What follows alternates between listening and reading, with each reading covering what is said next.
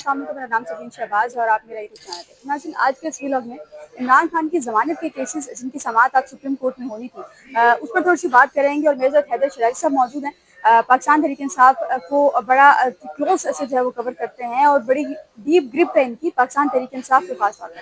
ان سے آج ہم جانیں گے کہ پاکستان تحریک انصاف کے جو اندرونی اختلافات ہیں وہ کہاں تک پہنچے ہیں اور کیا کچھ اس وقت پارٹی میں چل رہا ہے، کیونکہ گزشتہ روز اور بھی کچھ پاکستان تحریک انصاف کے اہم رہنما جن کو افیکٹو کہہ سکتے تھے، سنجیدہ کہہ سکتے تھے، ان کو سزائیں ہوئی ہیں لاہور انسداد دہشت گردی لاہور سے۔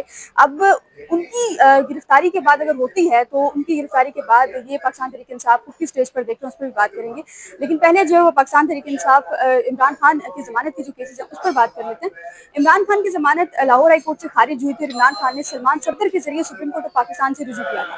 سلمان صفدر کے ذریعے عمران خان نے سپریم کورٹ سے رجوع کیا، پہلی سماعت ہوئی جس پر سلمان صفدر صاحب بیرون ملک ہونے کی وجہ سے سپریم کورٹ میں پیش نہیں ہو سکے، اس پر بھی سلمان کرملالہ صاحب آئے تھے، انہوں نے یہ بتایا تھا کہ چونکہ سلمان صفدر صاحب جو ہیں وہ بیرون ملک ہیں تو آپ نوٹسز جو ہے وہ کرتے ہیں اور باقی جو ہے وہ سماعت پھر اگلے جو سماعت ہے اس پر سلمان صفدر صاحب آ جائیں گے۔ چیف جسٹس صاحب نے یہ سزا مسرت کی تھی، وہ 2 رکنی بینچ تھا، آج 3 رکنی بینچ تھا، اور آج جب یہ سماعت کا آغاز ہوا تو آج نوٹسز ہوئے ہیں پنجاب حکومت کو۔ آج چیف جسٹس نے بڑے حیران کن طور پر چیف جسٹس نے لاہور ہائی کورٹ کا جو فیصلہ ہے اس پر کچھ قانونی سوالات اٹھائے ہیں، ساتھ ہی ساتھ جو پروسیکیوشن ہے پنجاب کی اس کو یہ کہا ہے کہ وہ جو قانونی سوالات اٹھائے گئے ہیں اس پر تیاری کر ہے۔ 19 اگست تک ابھی سماعت جو ملتوی کی گئی ہے۔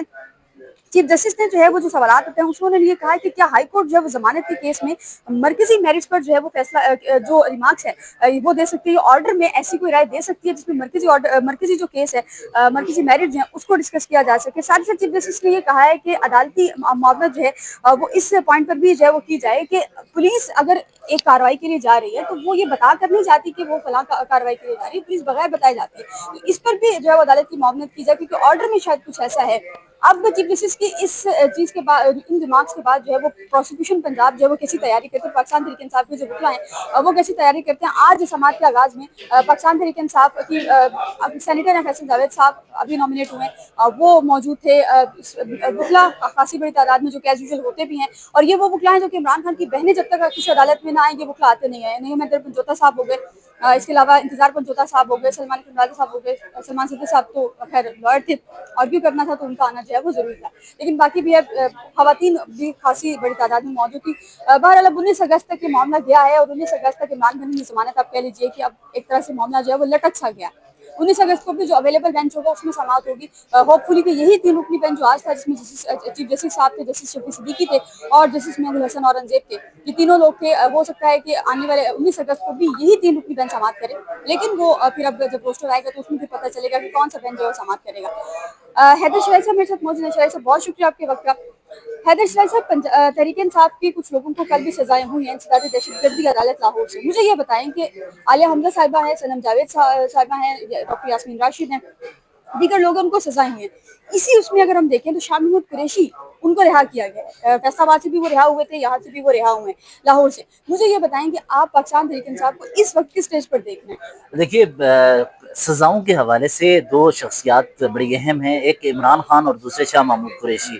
شاہ محمود قریشی کو اس لیے ریلیف ملی ہے کیونکہ وہ کراچی میں موجود تھے اور لاہور میں شادمان ٹون یا راولپنڈی کے کیسز میں ان کو انوالو اس لیے نہیں کیا جا سکتا کہ ان کی موجودگی کراچی سے سفر کرتے ہوئے کراچی ایئرپورٹ پہ، اور دوسرا یہ کہ کراچی میں ان کی اہلیہ کے چیک اپ اور ان کے وہاں ہاسپٹل میں ہونے کے حوالے سے تھی، ان کی موجودگی کی وجہ سے انہیں سزا نہیں ہوئی۔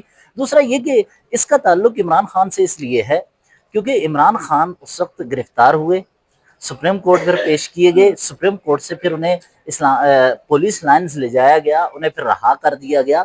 تو جب آپ کی اس جگہ پر موجودگی کا علم نہ ہو تو موجودگی کی غیر موجودگی کی کلیئر وجوہات ہوں تو پھر آپ کو ریلیف ملے گا۔ عمران خان کو اس حوالے سے تو ریلیف ملے گا، لیکن ایک پوائنٹ بہت اہم ہے کیونکہ حکومت یہ کہہ رہی ہے کہ پلان انہوں نے بنایا، اور دوسری طرف سے حکومت یا ان کے مخالفین یہ کہتے ہیں کہ چونکہ پلان کا حصہ وہ تھے اور انہوں نے بنایا تو لہٰذا اس پلان بنانے کا عمل اس سے پہلے شروع ہو چکا تھا، راستے میں پلان کے حوالے سے میٹنگز کا بھی وہ ذکر کرتے ہیں۔ تو اب دیکھنا یہ ہوگا کہ پلان جنہوں نے عمل کیا بقول حکومت کے انہیں سزائیں ہوں گی، پلان بنانے والے کے لیے کتنا سخت ایکشن لیا جائے گا۔ لیکن سلمان صفدر نے ابھی جاتے ہوئے آپ سے گفتگو، آپ یہاں بیٹھے تھے تو عمران خان کے وکیل ہیں، انہوں نے ذکر کیا ایک جملہ بڑا اہم تھا کہ یہ جو سزائیں ہیں اس کا سیاسی فیصلہ، سیاسی طور پر سیاسی کیس ہے تو ختم ہونا چاہیے. تو مجھے بھی لگتا ہے کہ یہ سزاؤں کا، ان کیسز کا تعلق سیاسی عمل سے ہے، اور جس کا تعلق پارلیمان میں یا اپوزیشن کی قیادت سے ہے، اب وہ کیسے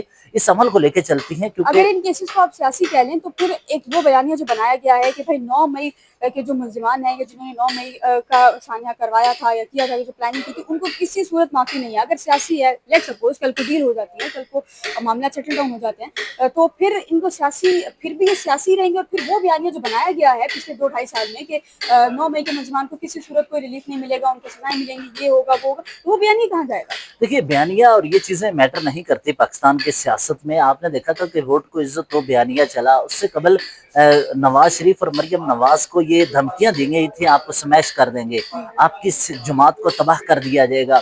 تو اس طرح کی دھمکیاں، اس طرح کے بیانیے سیاسی جماعتوں کے خلاف ہمیشہ سے بنتے چلے آ رہے ہیں. ان کا اصل ایشو نہیں ہے. اصل ایشو یہ ہے کہ ہم اس دائرے کے ارد گرد گھوم رہے ہیں مسلسل، کہ اگر جو اپوزیشن میں آئے گا اس پہ کریک ڈاؤن، جو حکومت میں آتا ہے وہ پاکستان کے طاقتور حلقوں، ملٹری اسٹیبلشمنٹ اور اشرافیہ کے ساتھ مل کر فیصلے کرتا ہے، چاہے وہ شوگر سکینڈل کے معاملات ہوں، چاہے وہ عوام پہ کریک ڈاؤن کا ہو، چاہے اپوزیشن جماعتوں کو، اپوزیشن رہنماؤں کو گرفتار کرنا ہو. یہ ساری چیزیں جو ہیں بیانیے سے بڑھ کر اس وقت ہم جس دائرے میں گھوم رہے ہیں اس سے نکل کے وے فارورڈ تک کا معاملہ ہے. یعنی مثال کے طور پر آپ اپوزیشن کو اتنا کریک ڈاؤن کر رہے ہیں، کل ٹی وی پہ خبر چلی کہ بھارت ایک اتنی بڑی خود کو جمہوریت کہنے والا اپوزیشن لیڈر کو گرفتار کر لیا گیا. کیا مذاق ہے کہ پاکستانی ٹی وی چینل جہاں پر قومی اسمبلی میں، سینٹ میں، پنجاب اسمبلی میں اپوزیشن لیڈر کو نااہل کر دیا گیا، وہ آؤٹ ہو گئے پارلیمانی نظام سے، وہاں پر بیٹھ کے بھارت کی جمہوریت پہ تنقید کی جا رہی ہے. بھارت میں کرائمز ہے، مودی کرائمز کر رہا ہے، وہ کریمنل ہے. دوسری طرف اپوزیشن کی آوازیں بند کی جا رہی ہیں. لیکن ہمیں بھی اپنے گریبان میں جھانکنا چاہیے. یہ یہاں کیا ہے، آپ کے قومی اسمبلی میں پی ٹی آئی کی عددی حیثیت کو تسلیم نہیں کیا گیا، پھر پی ٹی آئی کے وجود کو ختم کیا گیا، پھر سنی اتحاد کونسل آئی، سنی اتحاد کونسل کی عددی حیثیت کے حوالے سے سوالات اٹھائے گئے. ابھی تو سنی اتحاد کونسل کے سربراہ اب چونکہ ممبر اسمبلی نہیں رہے تو اب سنی اتحاد کونسل کی حیثیت ختم ہوتی جا رہی ہے. تو سوال پھر وہی ہوگا کہ اب اپوزیشن لیڈر کون ہوگا ایسے موقع پر. تھی مجھے یہ بتائیں کہ آپ کے پاس، کیونکہ آپ پارلیمنٹ بھی بڑا ریگولر کور کرتے ہیں، پارلیمنٹ میں کیا چل رہا ہے اس وقت؟ کیونکہ آپ کے پاس نیشنل اسمبلی میں اپوزیشن لیڈر نہیں ہے، سینٹ میں آپ کا لیڈر آف اپوزیشن نہیں ہے، اس کے علاوہ پنجاب اسمبلی میں بھی اپوزیشن لیڈر نہیں ہے. چلیے پنجاب اسمبلی کو اگر ہم ایک سائڈ پہ بھی کرتے ہیں تو اگر آپ سپریم کورٹ کے بالکل ساتھ ہی ہمارا تھا، اگر آپ وہاں پھر 2 ایوان ہیں اور دونوں ایوانوں میں دیکھیں تو لیڈر آف دی اپوزیشن نہیں ہے. تو آنے والے وقت میں آپ کس کو لیڈر آف دی اپوزیشن دیکھ رہے ہیں؟ یا پھر اس جیسا بتا رہے ہیں کہ سیاسی کیسز سامان صفدر صاحب کہنے کہ ختم ہونا چاہیے، تو اگر یہ کیسز ختم نہیں ہوتے، جو کہ نظر آ رہا ہے کہ 6-7 مہینے تک ختم نہیں ہوتے، 6-7 مہینے تک نیشنل اسمبلی اور سینٹ میں لیڈر آف دی اپوزیشن کی چیئر خالی رہے گی. دیکھیے ایک چیز آپ کو واضح بتا دوں، سیاسی جماعتیں اپوزیشن میں جدوجہد کرتی ہیں تاکہ وہ اقتدار میں آئیں. پی ٹی آئی اگر خود اپوزیشن کی جماعت، اپوزیشن نشست لے لیتی ہے، اپوزیشن لیڈر عمر ایوب نے پچھلے 1.5 سال میں کیا کیا، کیا فائدہ حاصل ہو سکا؟ تو لہٰذا سیاسی فیصلوں کا وقت ہے کہ ایسے سیاسی فیصلے جس سے مذاکرات کا آغاز ہو سکے.